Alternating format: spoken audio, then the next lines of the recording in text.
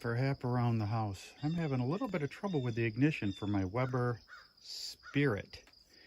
What's happening is you have to push this down to make it ignite and make the clicky noise to ignite the propane in the grill.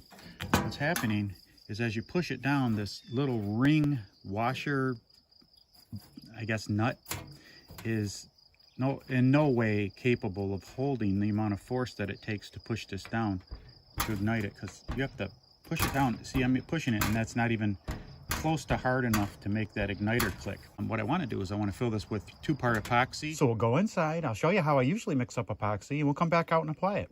We've got our 2-part, and this just happens to be marine epoxy. That just happens to be what I have lying around. Let's take that out of there. I made this little stir thing out of a plastic bottle, just cut it out with a razor.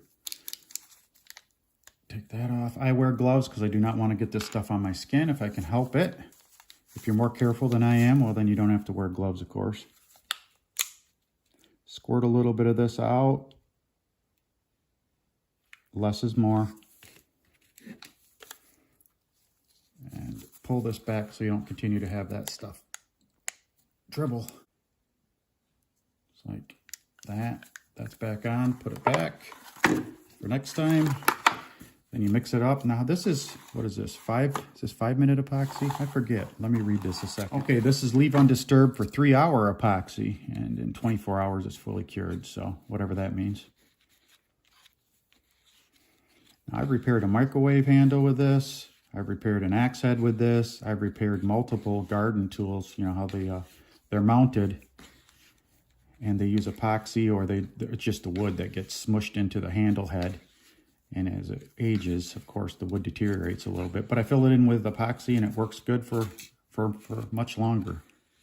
I don't have to buy another stupid shovel or pick or whatever you're working with, axe. Okay, you can see that that's mixed up really well. Okay, I also brought a toothpick to help apply it. I'm wondering if I should tape around that.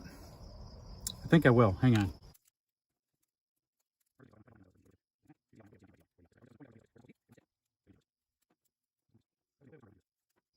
See that, isn't it pretty? So this is our stuff. I'm gonna put my gloves back on. Now we're gonna fill that in with some of this epoxy. Just like so. Nice and easy. Just like that. Get some more. We've got plenty. Get myself positioned correctly. Apply that.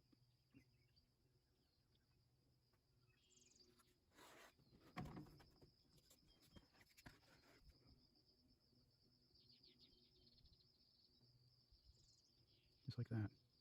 It's kind of what I want to see. Got a little bit over here I want to put in. And I imagine it's going to cure quite quickly because it's warm out on a deck in full sun. It's going to be about 83 degrees today. And then I'm going to take the toothpick and work it down into the area where the threads are. There, it's working down all the way to the stainless steel through the epoxy. And that is tight. I tighten it down as tight as it would go. There's no threads really, so you know, you're just kind of, everybody's guessing. That's what we're doing. We're just guessing that this is going to work. And I've got extra stuff left over on my plate, so I'm going to use it. I may have to take the toothpick and kind of squeegee that off into there. Yeah, that worked a little bit better. There we go. Without making too much of a mess. Because right now it seems to be relatively neat and clean. Not that it's going to matter because it's going to be hidden underneath there. But I think that we're going to need enough material to strengthen that whole area. And I think that that's what this is going to do. It's essentially going to turn that into one piece. Because it's a two-piece right now, because obviously that nut screws on and off. And we're essentially going to make it into one piece. Super strong, super better, super the way it should have been made when I got it. That's it. I'm not going to screw with it anymore. I'm going to leave this off.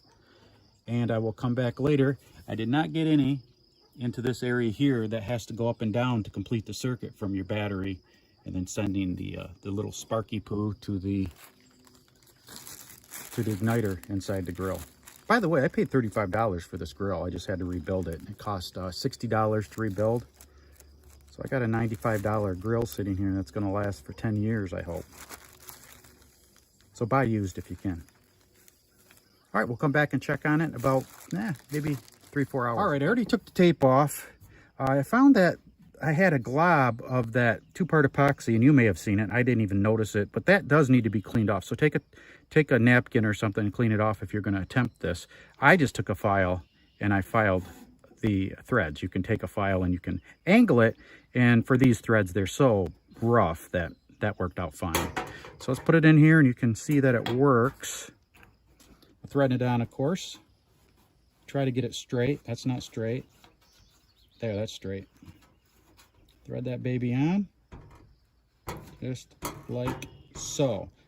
Now water can't get down in there. Now let's just make sure that it works. Now you have to press this again. This has to be pressed fairly hard. Hear it? It's working. That is what I want to hear. And it's not forcing that thing down and breaking it. That is what I want to hear right there. Perfect. It worked out great. I don't have to spend 25-30 bucks on another one, and we'll be able to get years of service out of this, hopefully. So this is Hap around the house.